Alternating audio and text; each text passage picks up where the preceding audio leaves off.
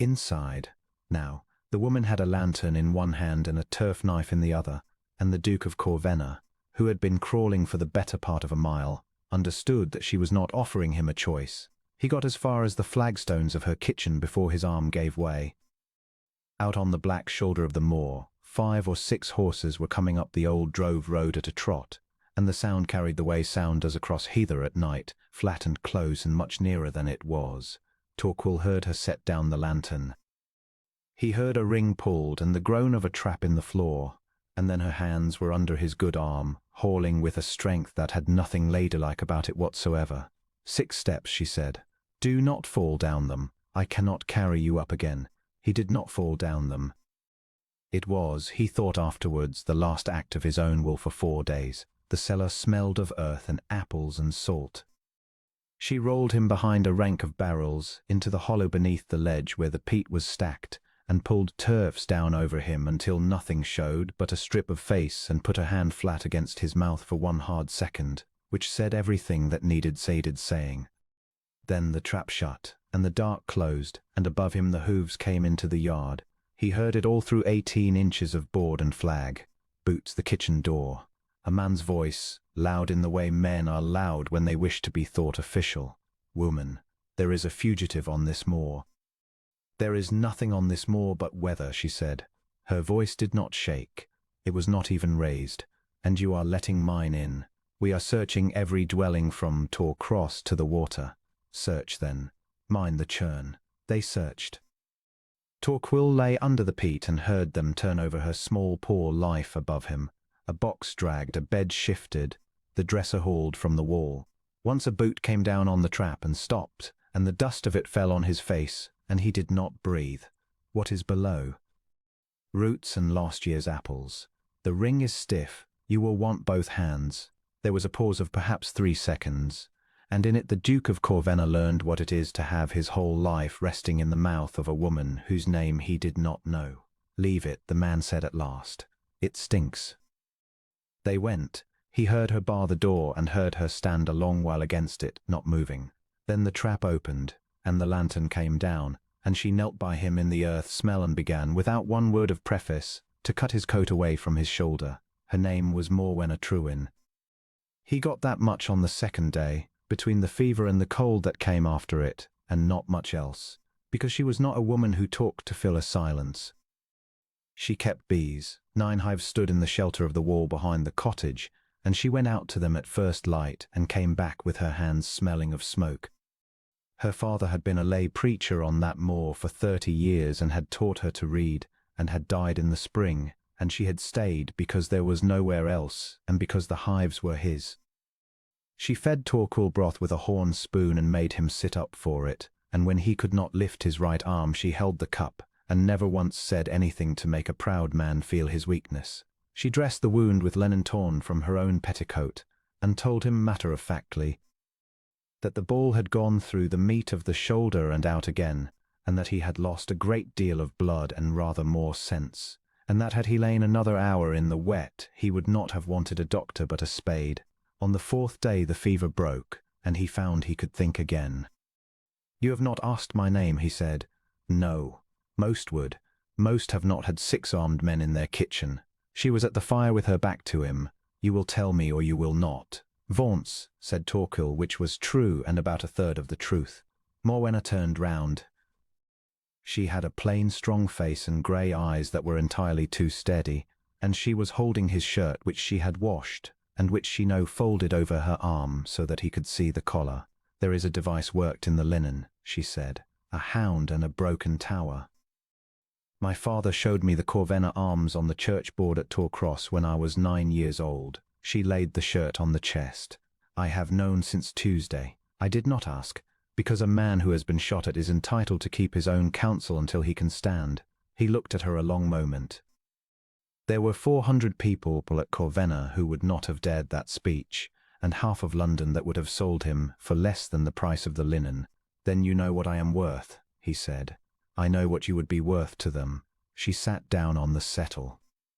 Your Grace, they came back the day after, and they will come again, so you had better tell me who wants you dead, because I am the one who will be lying to them. So he told her. He told her about his father's younger brother, Lord Vance, who had managed Corvenna through 11 years of a minority and had never once been asked to account for it. He told her about the audit he had ordered in June, and the conveyance he had found, drawn in a lawyer's hand and dated 3 years back, transferring the whole of the Corvenna water rights to a company of which his uncle was the only real name. He told her that he had said nothing, and had written quietly to a King's Council in London, and had sat to ride there himself with the papers in his saddlebag, alone, because he had been fool enough to believe his own blood would not go so far. "And the papers?" said Morwenna. "On the horse." "The horse is somewhere on this moor or in his hands, likely in his hands. Then you have nothing." "I have my word," said the Duke of Corvenna, "and the word of a dead man is worth nothing at all, which is precisely why he wants me to be one before Michaelmas." Morwenna Trewin sat very still. Outside, the wind came round the corner of the cottage and found the gap under the door, as it did every night. "Eat your broth," she said. "You are no use to anybody at that weight."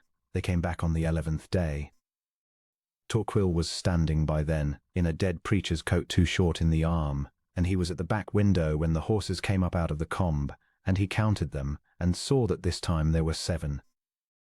And at the head of them, on a grey he had known since he was a boy, riding easily, hat in hand to the weather, came his uncle. He went down into the cellar because she made him, and lying in the dark under his own helplessness was the hardest hour of his life. Lord Vance did not shout. He had never needed to.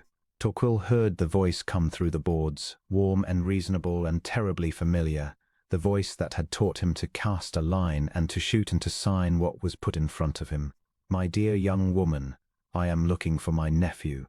I have heard he is dead. He is missing," which on this moor is nearly the same thing. A pause, the scrape of a chair.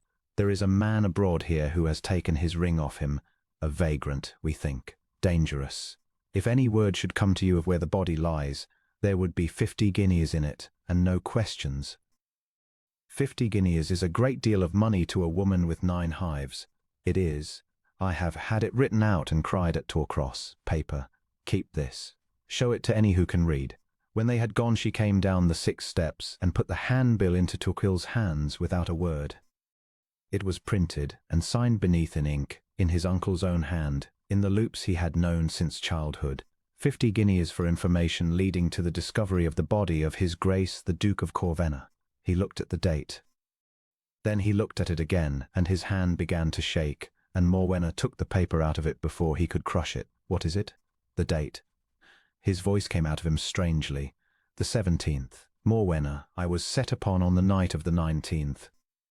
He had that cried in the market 2 days before there was any body to look for." She sat back on her heels among the earth and the apples. "Then we keep it," she said, "somewhere better than a cellar," and she went up and put it inside the hollow of a straw skept behind the hives, under the wax, where nobody in this world goes looking who has not been stung. October came on the moor. He grew strong slowly and hated every day of it. And in the growing strong he found that he did not, in fact, hate the days. He learned to cut peat left-handed badly, and she let him, and never laughed except once. He carried water.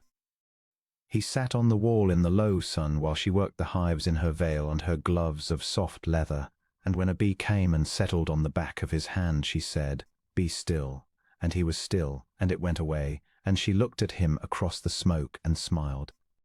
The Duke of Corvenna, who had been shot at by his own blood and had not flinched at it, found his heart going harder at that smile than it had gone in the cellar.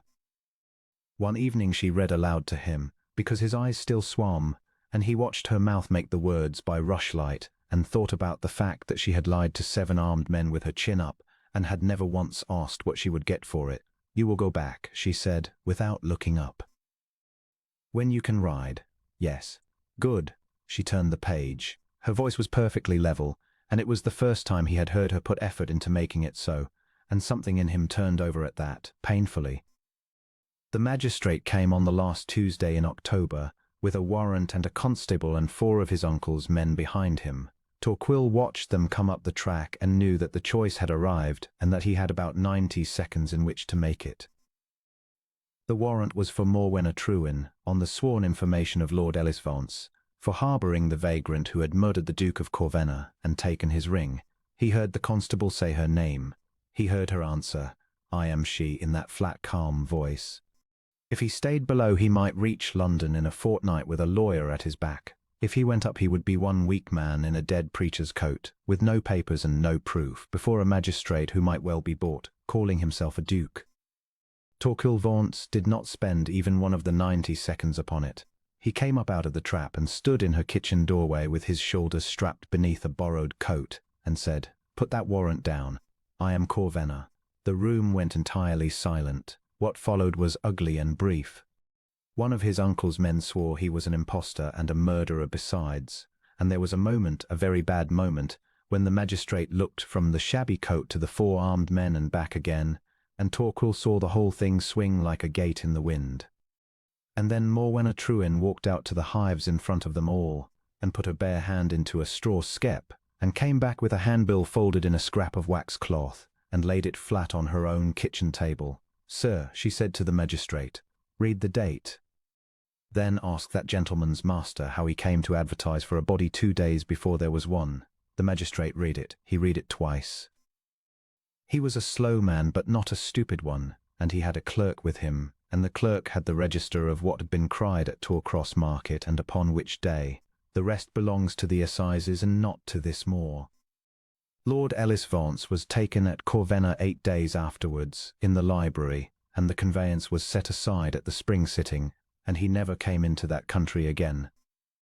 Torquil was carried off to all of it within the hour, in a magistrate's chaise, with 15 things to say and no time to say a single one.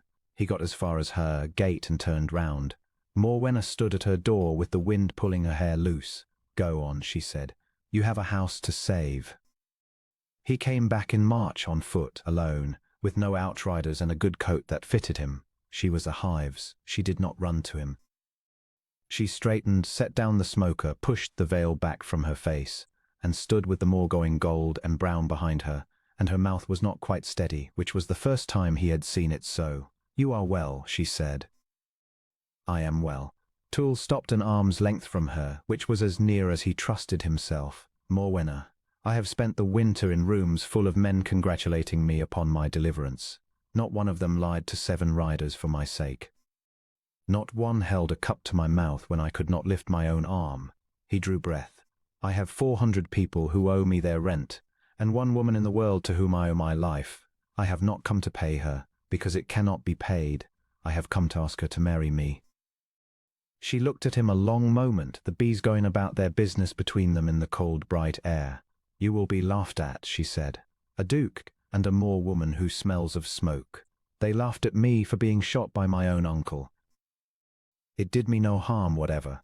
He put out his hand, palm up, and waited, and did not close the distance himself. "Say yes or say no, but say it plainly. You have never said anything to me any other way." Morwenna Trewin put her hand into his. There was propolis on her fingers and a healing sting on her wrist, and it was the finest thing he had ever held. "Yes," she said. "They were married at Torcross in May, and the whole parish came up over the tops for it." And afterwards the new Duchess of Corvenna walked out to the hives in a wedding clothes and knocked upon each skep in turn with a little iron key and told the bees, as her father had taught her, that there had been a marriage in the house and that they were to stay.